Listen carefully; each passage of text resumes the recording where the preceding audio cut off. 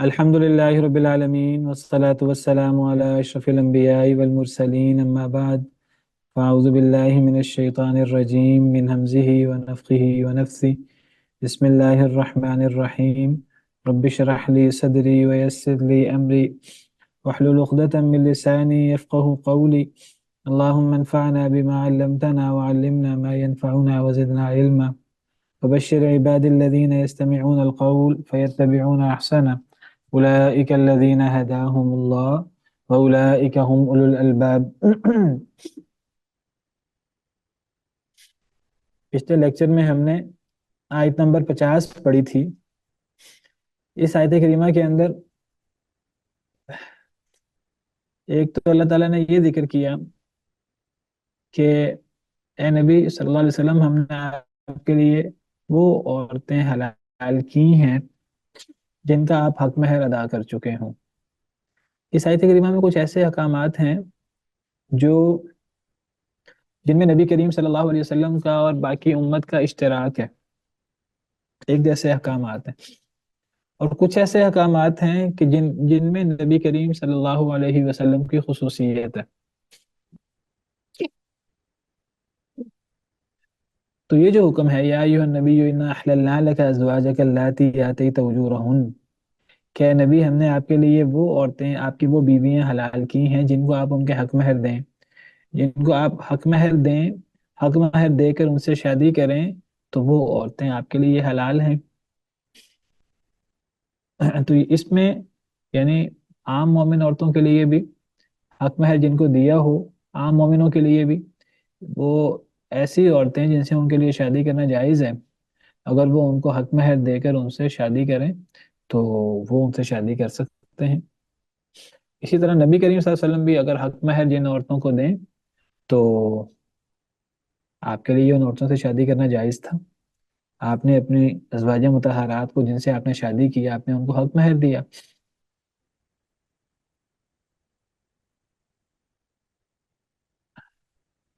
نبی کریم صلی اللہ علیہ وسلم کی کل بیویاں کتنی تھیں؟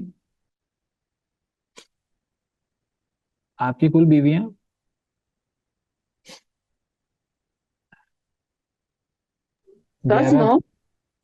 11 تھیں ٹوٹل، اور جب آپ فوت ہوئے اللہ کے پاس گئے ہیں تو اس وقت آپ کی بیویاں 9 تھیں.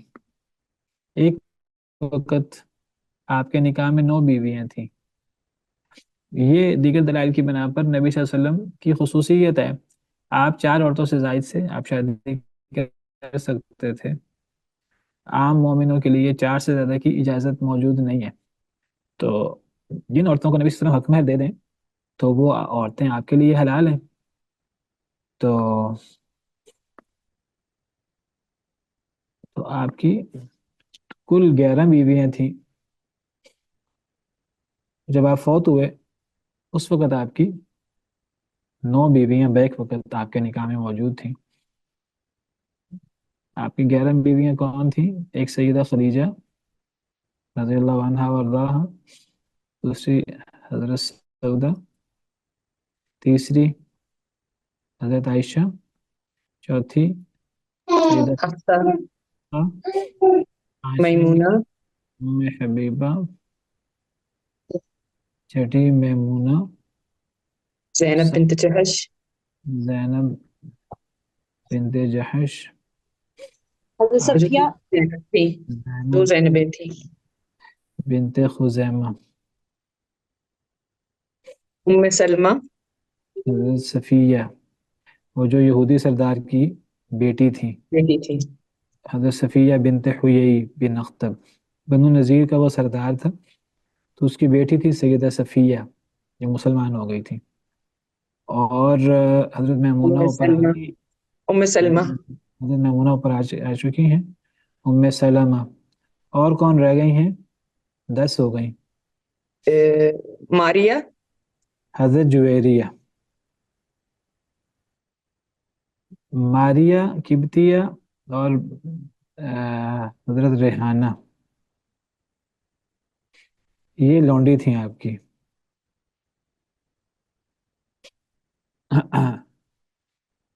ان میں سے سیدہ خدیجہ یہ آپ کی حیات طیبہ میں فوت ہو گئی تھی، اور اسی طرح زینب بنت خزیمہ، یہ چند ماہ آپ کے نکاح میں رہی تھی، پھر یہ بھی فوت ہو گئی تھی آپ کے حیات طیبہ میں۔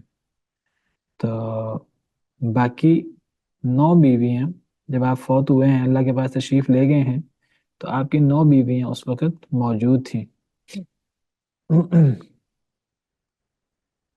حضرت سعودہ نمبر 1، حضرت عائشہ نمبر 2، حضرت حفصہ نمبر 3، حضرت ام حبیبہ نمبر 4۔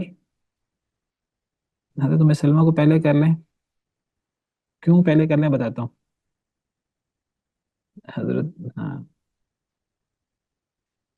آپ کی یہ جو 5 بیویاں تھیں جو آپ فوت ہوئے تو وہ حیات تھیں، یہ پانچوں کے پانچوں قریشی ہیں، جیسے میں پہلے ذکر کر چکا ہوں آپ کے سامنے۔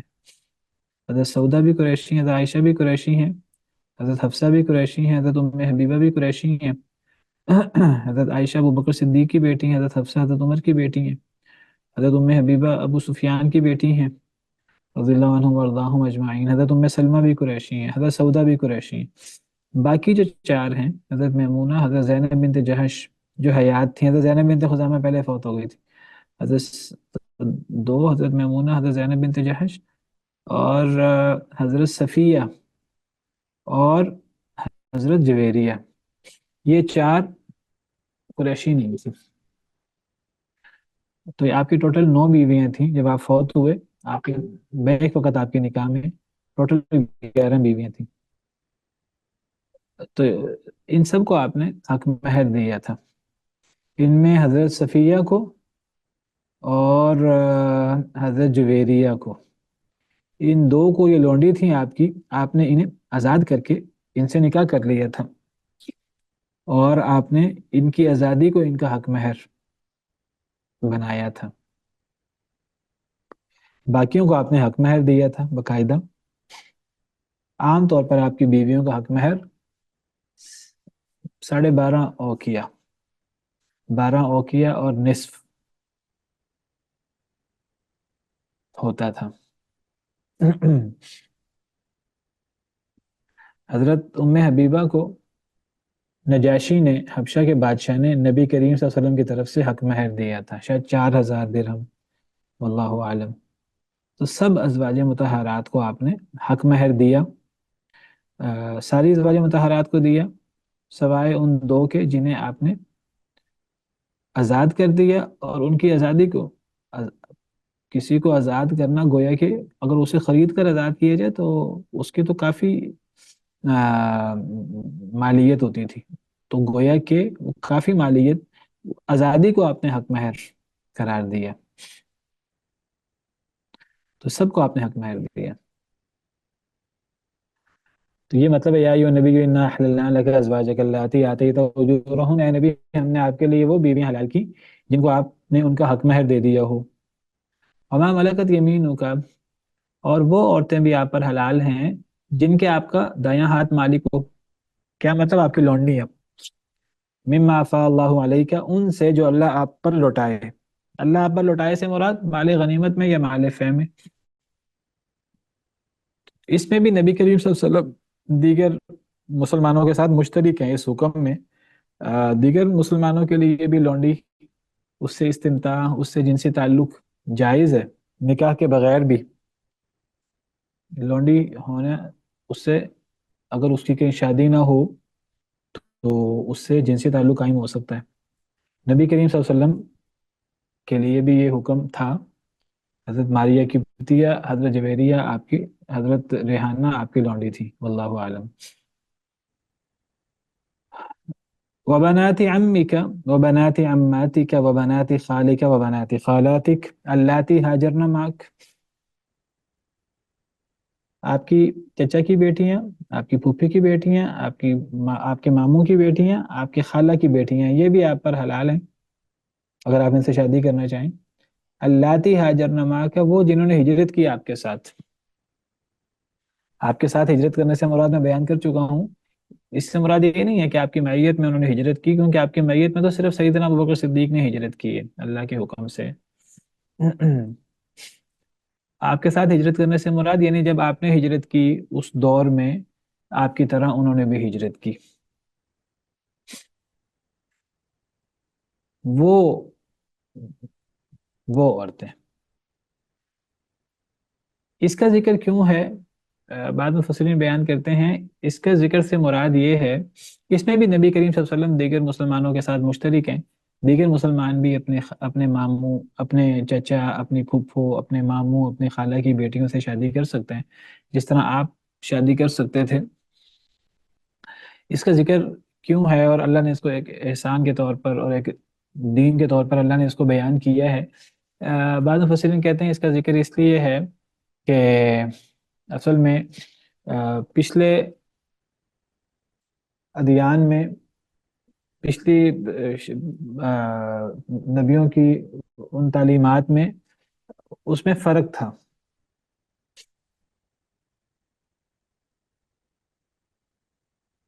عیسائی جو ہیں وہ اپنے کزن سے بھی شادی نہیں کرتے ہیں،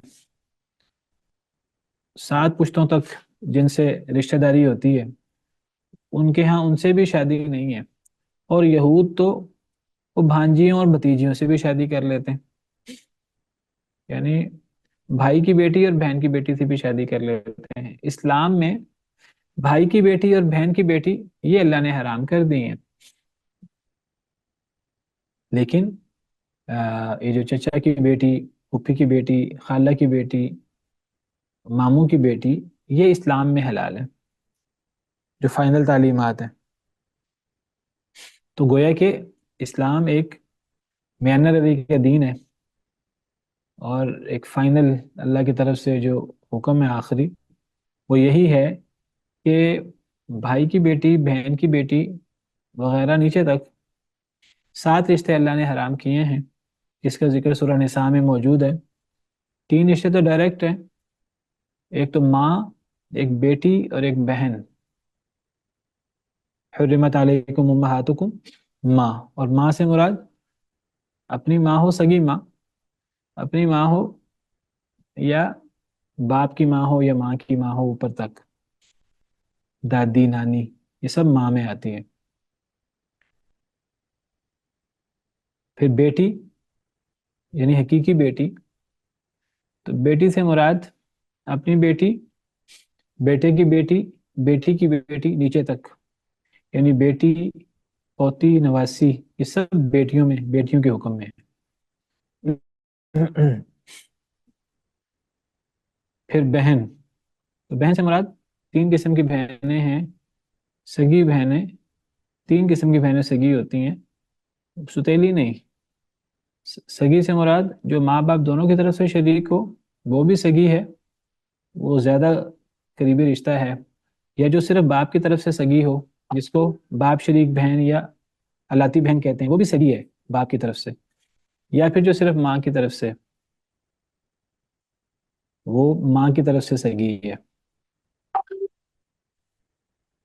تو یہ تینوں بہنیں یہ بھی حرام ہے. پھر باپ کی بہن یعنی پھپھو، اور ماں کی بہن یعنی خالہ، یہ 5 رشتے ہو گئے. باپ کی بہن سے مراد باپ کی بھی بہن، سگی بہن ہو باپ کی، یا باپ کی باپ شریک بہن ہو، یا باپ کی ماں شریک بہن ہو، جس کو آپ سگی پھپھو کہہ لیں، حقیقی پھپھو، یا باپ شریک پھپھو کہہ لیں، یا ماں شریک پھپھو کہہ لیں. اور یہ باپ کی بہن ہو حقیقی، یا باپ شریک یا ماں شریک، یا یہ دادا کی بہن ہو یا یہ نانا کی بہن ہو اوپر تک، یہ بھی پھپھو کے حکم میں. دادا کی بہن بھی پھپھو کے حکم میں ہے، نانا کی بہن بھی پھپھو کے حکم میں ہے، اور باپ کی بہن بھی، اور تینوں قسم کی بہنیں. اور اسی طرح ماں کی بہن، خالہ، چاہے وہ حقیقی خالہ ہو، یعنی ماں، یعنی وہ آپ کی ماں کی حقیقی بہن ہو ماں باپ دونوں طرف سے، یا آپ کی ماں کی باپ شریک بہن ہو، یا آپ کی ماں کی ماں شریک بہن ہو، یعنی حقیقی خالہ، باپ شریک خالہ یا ماں شریک خالہ. اور صرف یہ ماں کی بہن مراد نہیں ہے، ماں کی بہن، نانی کی بہن، دادی کی بہن، اوپر تک سب کی بہن. اور پھر چھٹا رشتہ بھائی کی بیٹی، اور 7واں رشتہ بہن کی بیٹی. تو 7 رشتے حرام ہیں. اسلام میں. تو بھائی کی بیٹی حرام ہے. یہود میں بھائی کی بیٹی بھی حلال تھی، اس سے بھی شادی ہو سکتی تھی، بہن کی بیٹی بھی. اسلام میں بھائی کی بیٹی بہن کی بیٹی یہ حرام ہے. بھائی سے مراد چاہے حقیقی بھائی ہو، چاہے باپ شریک بھائی ہو، چاہے ماں شریک بھائی ہو، ان تینوں قسم کے بھائیوں کی بیٹی، اور بیٹی سے مراد بیٹی بھی ہے، پوتی بھی ہے، نواسی بھی ہے، نیچے تک. گویا کہ بھتیجی کی بیٹی بھی حلال ہے، سوری حرام ہے. بھتیجی کی بیٹی، بھانجی کی بیٹی، نیچے تک یہ بھی حرام ہے. ان سے رشتہ، ان سے پردہ نہیں ہوتا، ان سے نکاح نہیں ہو سکتا. اور اسی طرح بہن کی بیٹی، اور بہن کی بیٹی سے مراد بھی تینوں قسم کی بہنیں ہیں: حقیقی بہن، باپ شریک بہن، ماں شریک بہن کی بیٹی، اور بیٹی سے مراد ان کی بیٹی، ان کی پوتی اور ان کی نواسی. تو یہ 7 رشتے اسلام میں حرام ہیں. باقی یہ جو پھوپھی خالہ خود تو حرام ہے، لیکن ان کی بیٹیاں، پھوپھی کی بیٹی بھی، خالہ کی بیٹی بھی، چچا کی بیٹی بھی، اور ماموں کی بیٹی بھی، یہ حلال ہے، ان سے شادی ہو سکتی ہے. عیسائیوں کے ہاں یہ بھی حرام تھی 7 پشت تک. تو اس معاملے میں نبی صلی اللہ علیہ وسلم اور دیگر ایمان والے مشترک ہیں. واللہ عالم. یہ 3 باتیں بیان ہوئی. چوتھی بات ایسی جس میں نبی صلی اللہ علیہ وسلم اور عام مومنوں کا فرق ہے. وہ کیا ہے؟ وَامْرَأَةً مُؤْمِنَةً إِنْ وَهَبَتْ نَفْسَهَا لِلنَّبِيِّ إِنْ أَرَادَ النَّبِيُّ أَنْ يَسْتَنْكِحَهَا خَالِصَةً لَكَ مِنْ دُونِ الْمُؤْمِنِينَ. اور وہ عورت، مسلمان مومن عورت، اگر وہ ہبہ کر لے اپنے نفس کو نبی کے لیے، اپنے نفس کو ہبہ کر لے، بعض لوگ اس کا معنی بیان کرتے ہیں نکاح کے بغیر. نہیں نہیں، آگے ان اراد النبی یستنکحھا، اس میں کئی لوگ اعتراض کرتے ہیں دیکھو جی یہ اسلام میں جی وہ عورت ہبہ کر لے جی، آگے نکاح کا ذکر ہے. نکاح کے بغیر تو کوئی عورت حلال نہیں ہے، نکاح کے ساتھ ہی کوئی عورت حلال ہے. لیکن نبی صلی اللہ علیہ وسلم کی یہ خصوصیت ہے، وہ خصوصیت یہ ہے کہ اگر کوئی عورت اپنے نفس کو نبی کے لیے ہبہ کرے تو نبی اگر اس سے شادی کرنا چاہے تو نبی اس سے شادی کر سکتا ہے. یہ نبی کے لیے خالص نبی کے لیے ہے، یہ عام مومنوں کو اس کی اجازت نہیں ہے.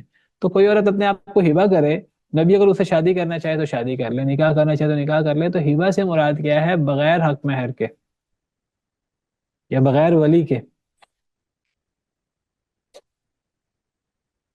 نبی جس کا حق مہر دیں وہ حلال ہے، اور اگر کوئی عورت اپنے آپ کو ہبہ کر لے تو نبی اس سے حق مہر کے بغیر بھی شادی کر سکتا ہے یا بغیر ولی کے بھی شادی کر سکتا ہے. اس معاملے میں نبی کی خصوصیت ہے. محرم رشتوں سے کس حد تک پردہ ہے؟ کس حد تک پردہ ہے یعنی اپنا چہرہ وغیرہ، بازو وغیرہ، پاؤں وغیرہ جو عام ظاہر ہو جاتے ہیں اس حد تک ان کے سامنے ظاہر ہو جائیں. باقی جو ہے وہ اپنے آپ کو چھپانا چاہیے. اپنے باپ بھائیوں سے بھی، یعنی یہ نہیں ہے کہ وہ پردہ نہیں ہے تو ان کے سامنے کھلے گلے کے ساتھ اور ڈیپ گلے کے ساتھ اور اس طرح کر کے بے حجاب عورتیں بغیر دوپٹے وغیرہ کے وہ موجود ہوں. عزت و احترام کا تقاضا یہ ہے کہ اپنے آپ کو سنبھال کر دوپٹہ وغیرہ لے کر اپنے آپ کو ڈھانک کر رکھیں. بہرحال چہرہ وغیرہ، بال وغیرہ اگر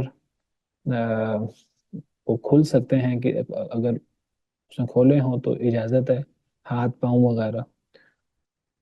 عورتوں کو بھی عورتوں سے پردہ ہوتا ہے، ہر چیز کی اجازت نہیں ہوتی. تو اسلام میں اصل میں ایسے کھلی اجازت نہیں ہے بالکل بھی. بعض دفعہ عورتیں بہت ہی زیادہ آپس میں بیت کلوف ہو جاتی ہیں تو وہ بالکل بھی ایک دوسرے سے شرم و حیا کا اہتمام نہیں کرتی، حالانکہ اہتمام ہونا چاہیے.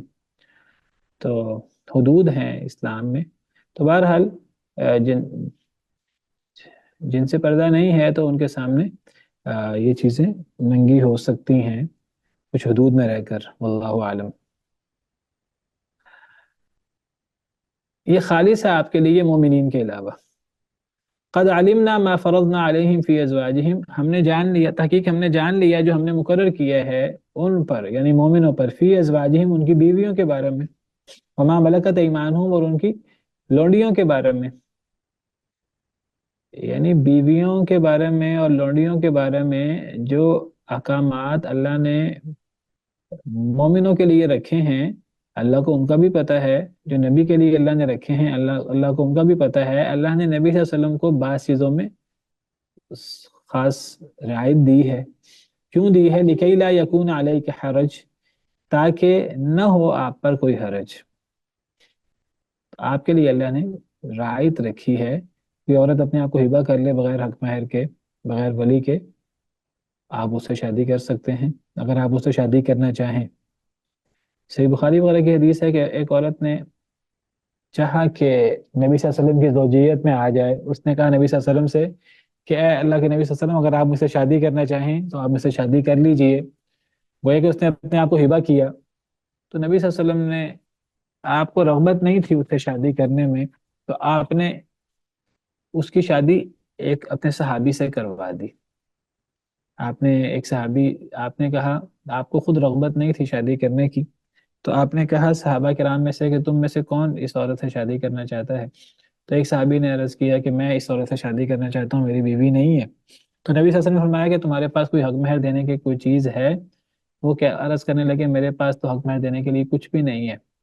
نبی صلی اللہ علیہ وسلم نے فرمایا جاؤ جا کر کچھ بھی تلاش کرو حق مہر دینے کے لیے، حق مہر دینا ضروری ہے، کچھ بھی تلاش کرو، چاہے لوہے کی ایک انگوٹھی ہی کیوں نہ تلاش کرو۔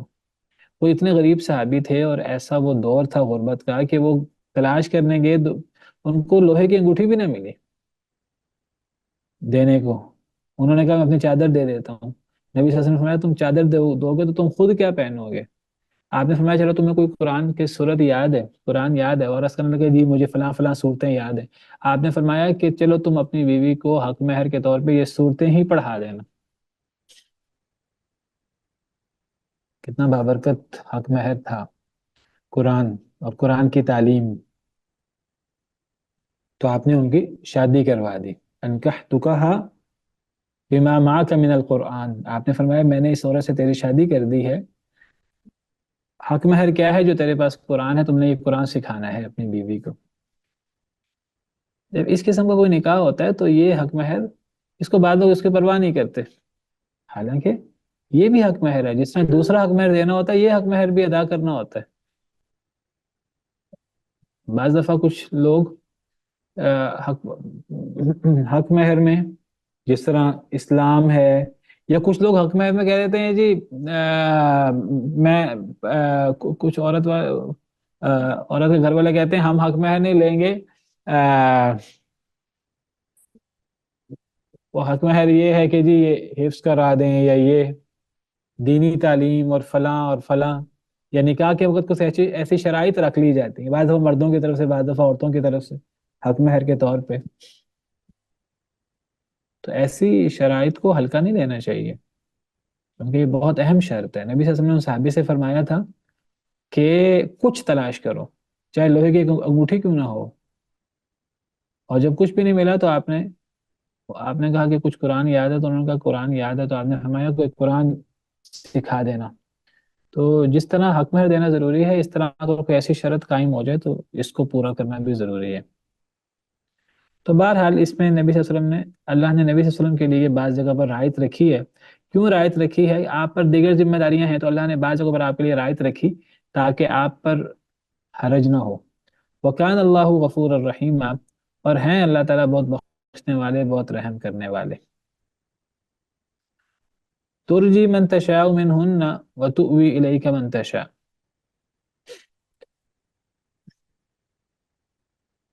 آپ دور کریں جس کو چاہیں ان میں سے، وَتُؤْوِي إِلَيْكَ مَن تَشَاءُ، اور آپ اپنے پاس رکھیں، پناہ دیں اپنی طرف، من تشاء جسے آپ چاہیں۔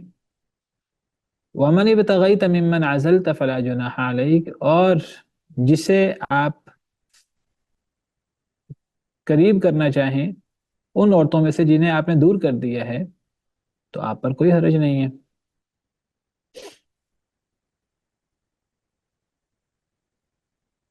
اللہ تعالیٰ فرماتے ہیں ترجی من تشاء منہن، آپ دور کر دیں جسے چاہیں آپ، یعنی اپنی بیویوں میں سے جسے چاہیں دور کر دیں، وتؤوی الیک، اور آپ پناہ دیں اپنی طرف، من تشاء جسے چاہیں، یعنی اپنی بیویوں میں سے، اپنی بیویوں میں سے جسے چاہیں آپ اپنے قریب کر لیں، اپنے پاس پناہ دیں، اور اپنی بیویوں میں سے جسے چاہیں اپنے سے دور کر لیں۔ کیا مطلب؟ اللہ نے جو نبی صلی اللہ علیہ وسلم کو بعض خاص احکامات دیے، ان خاص احکامات میں سے ایک حکم یہ بھی تھا کہ نبی کریم صلی اللہ علیہ وسلم کے لیے اگر زیادہ بیویاں ہوں تو بیویوں میں باری میں اس طرح عدل کرنا بھی ضروری نہیں تھا۔ اگر آپ کسی بیوی کے پاس، آپ کو زیادہ رغبت ہے، زیادہ محبت ہے، تو آپ اگر کسی بیوی کے پاس جانا چاہتے ہیں تو آپ کے لیے وہ باری مقرر کرنا، آپ کی 9 بیویاں ایک وقت میں موجود تھیں، تو اب اگر زیادہ بیویاں ہوں، عام مسلمانوں کے لیے تو 4 بیویاں ہوتی ہیں، 4 تک کی اجازت ہے۔ اگر 2 بیویاں ہوں، 3 بیویاں ہوں، 4 بیویاں ہوں، تو برابری ضروری ہے ان میں۔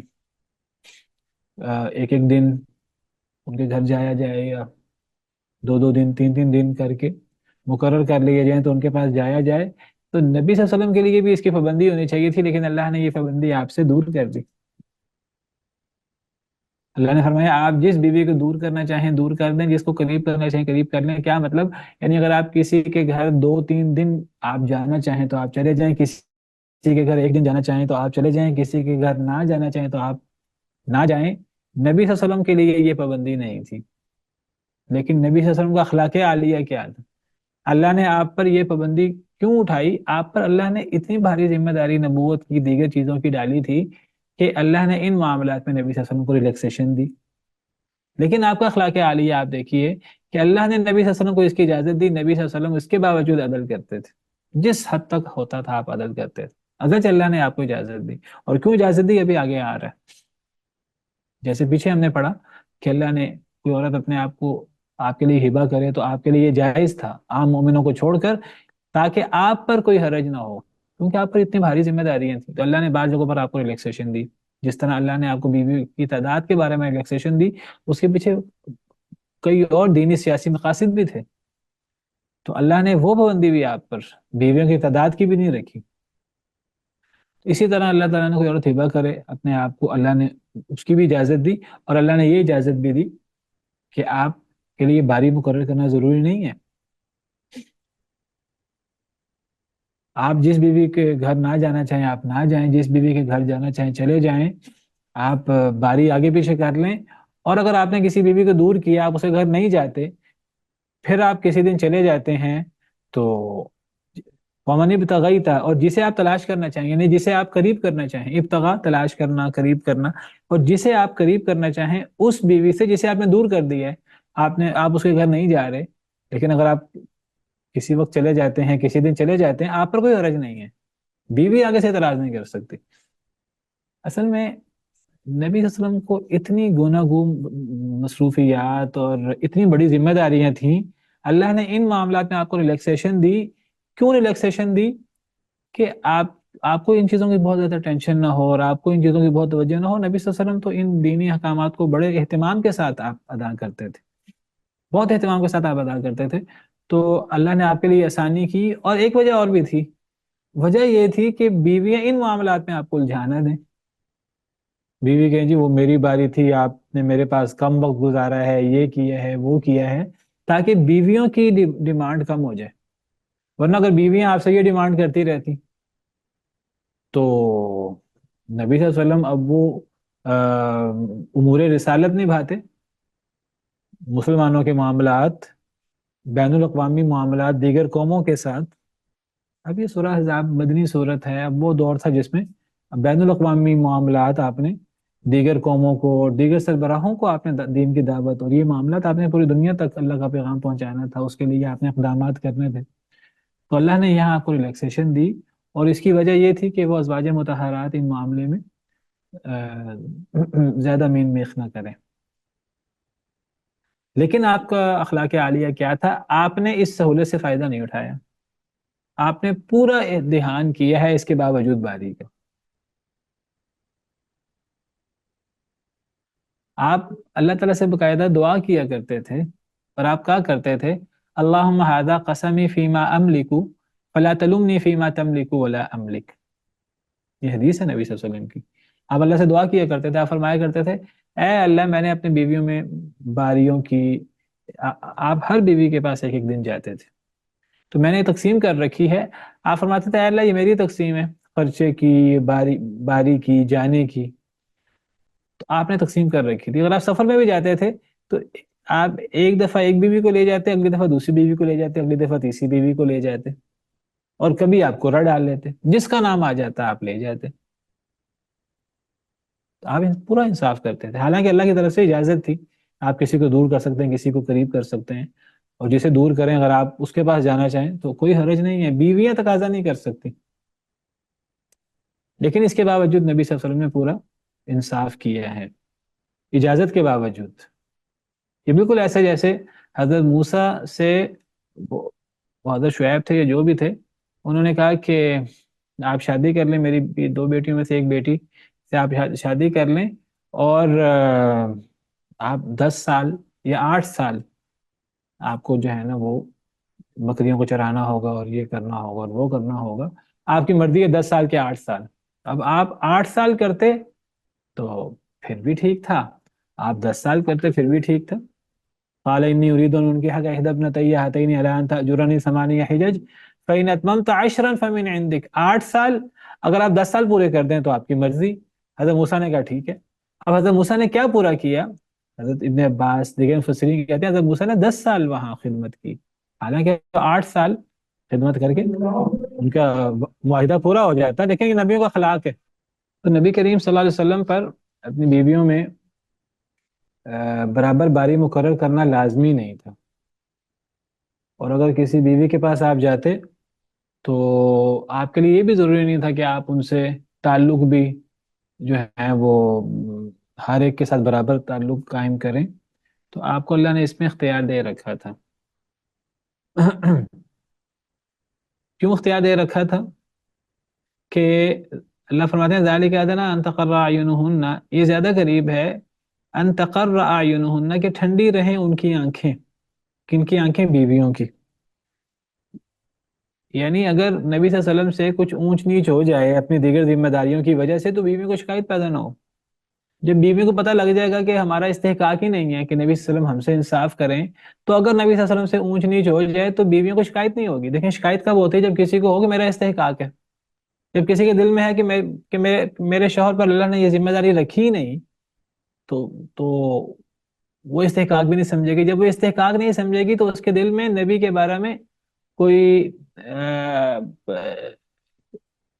کوئی یہ چیز پیدا نہیں ہوگی کہ نبی صلی اللہ علیہ وسلم نے انصاف نہیں کیا. لیکن نبی صلی اللہ علیہ وسلم نے اس کے باوجود بیویوں سے پورا انصاف کیا ہے، اگرچہ اللہ کی طرف سے آپ کو اجازت تھی. اللہ نے یہ اجازت آپ کو کیوں دی؟ اس لیے کہ بیویوں کی آنکھیں ٹھنڈی رہیں، بیویوں کے دل میں کوئی میل نہ آئے نبی کے بارے میں، کیونکہ نبی کے بارے میں دل میں میل آنے سے تو ایمان خطرے میں پڑ سکتا ہے.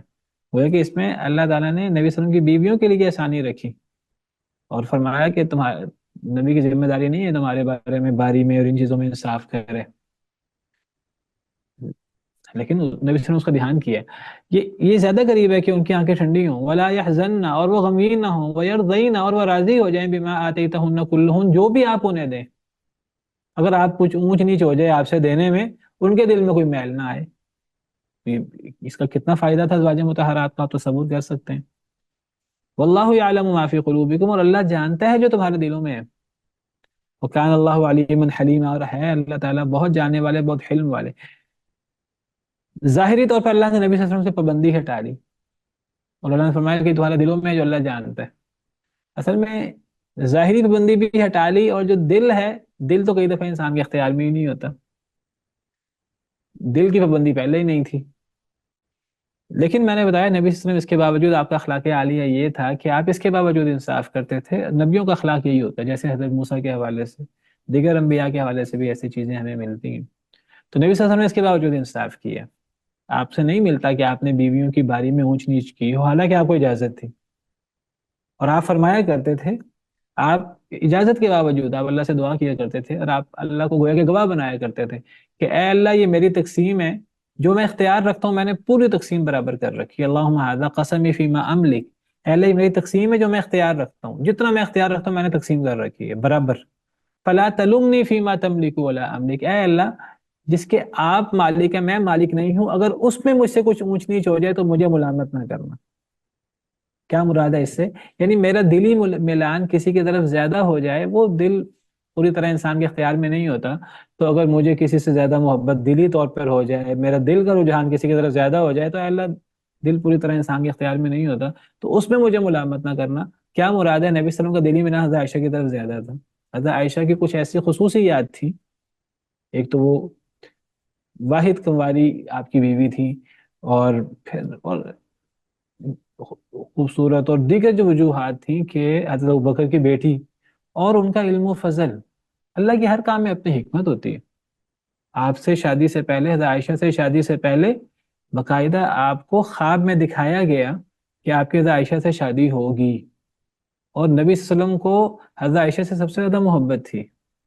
اور آپ سے سوال ہوا کہ آپ کو سب سے کون محبوب ہے.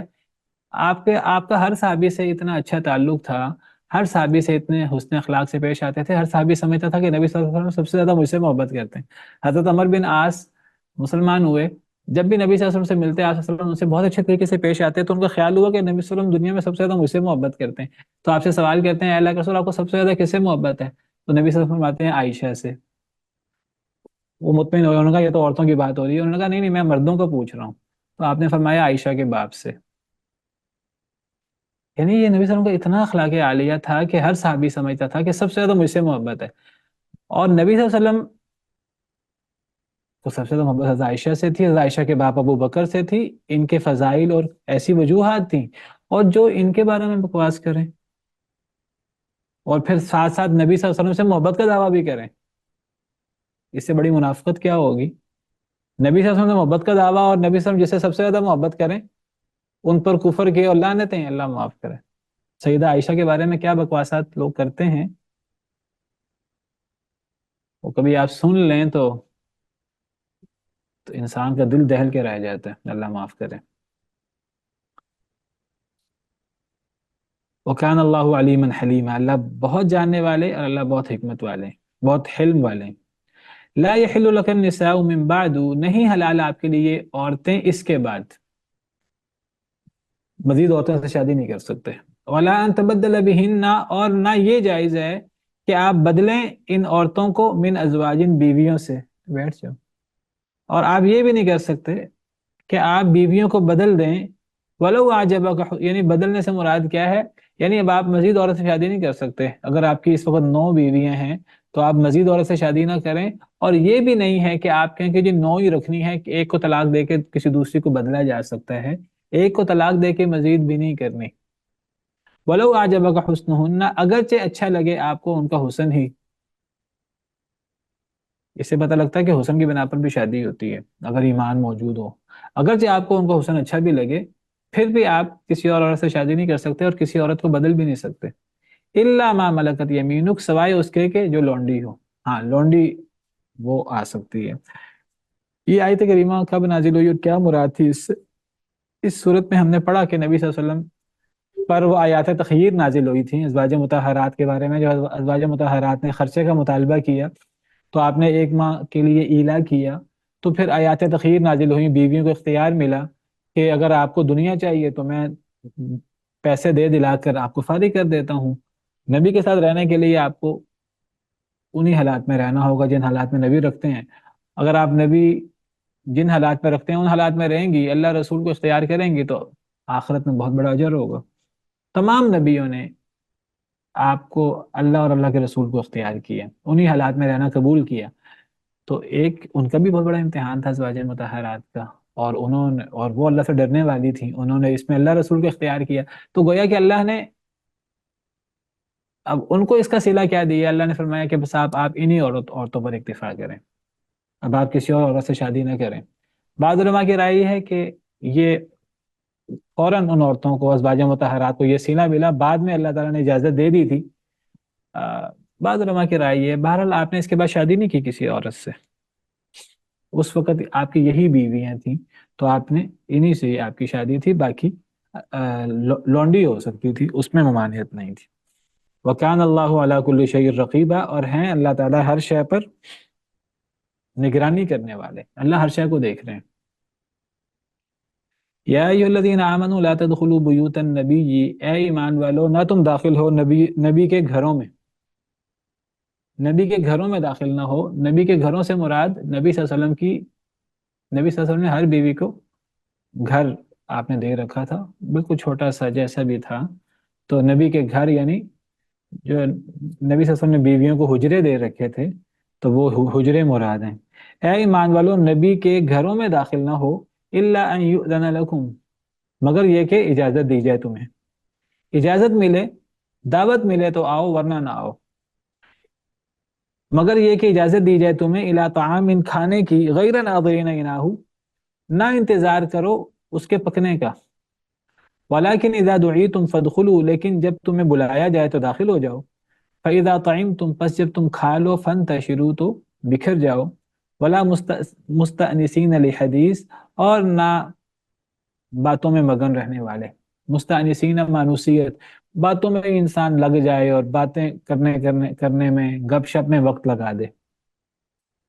ان ذالکم کان یؤذی النبی فیستحیی منکم، بے شک یہ چیز اذیت دیتی ہے نبی کو لیکن نبی حیا کرتے ہیں تم سے، نبی منہ سے نہیں کہتے۔ واللہ لا یستحیی من الحق، لیکن اللہ حق سے حیا نہیں کرتے۔ نبی کریم صلی اللہ علیہ وسلم کی جب شادی اللہ نے کروا دی، ہم پیچھے پڑھ چکے ہیں، سیدہ زینب بنت جہش سے، تو ان کا ولیمہ جب آپ نے کیا تو ولیمے کے لیے صحابہ کرام آئے، آپ نے ولیمہ کیا، صحابہ کرام آئے، اب صحابہ کرام ولیمہ ہو گیا ہے، اب صحابہ کرام بیٹھے ہیں گپ شپ لگا رہے ہیں، اب نبی صلی اللہ علیہ وسلم آپ نے ولیمے پہ صحابہ کرام کو بلایا تھا، اب آپ صحابہ کرام کو کیسے کہیں کہ کام مکمل ہو گیا تو اب جائیں، ایک ادب سکھایا ہے، اور خاص طور پہ نبی صلی اللہ علیہ وسلم کے لیے کہ جب آپ کو بلایا جائے تو جاؤ، اور وقت سے پہلے نہ پہنچ جاؤ کہ آپ پکنے کا انتظار کرتے رہو۔ اگر آپ وقت سے پہلے پہنچ جاؤ گے، نبی صلی اللہ علیہ وسلم کے لیے یہ ادب ہے، وقت سے پہلے پہنچ جاؤ گے تو نبی صلی اللہ علیہ وسلم کو تکلف کرنا پڑے گا، اہتمام کرنا پڑے گا، مہمان کا ایک تکلف ہوتا ہے، ایک اہتمام ہوتا ہے، اس کے ساتھ بیٹھنا، دیگر کام، تو پکنے سے پہلے بھی نہ جاؤ، اور جب کھا چکو تو گپ شپ لگانے بھی بیٹھے نہ رہو۔ نبی صلی اللہ علیہ وسلم کبھی اندر آ رہے ہیں، کبھی باہر جا رہے ہیں، صحابہ کرام بیٹھے باتیں کر رہے ہیں، ان کو احساس نہیں ہوا، اب نبی صلی اللہ علیہ وسلم شرم کے مارے کہہ نہیں رہے، تو اللہ کہتے ہیں کہ نبی تو شرم کرتے ہیں، اللہ تو حق سے شرم نہیں کرتے، تو اللہ نے فرما دیا کہ نبی صلی اللہ علیہ وسلم کو تنگی ہوتی ہے، کھانا کھاؤ تو کھانا کھا کر کام مکمل ہو گیا، اب اٹھ جاؤ، گپ شپ لگانے کی ضرورت نہیں ہے، اور کھانے سے بہت پہلے جانے کی بھی ضرورت نہیں ہے، پکنے کا انتظار کرتے رہو۔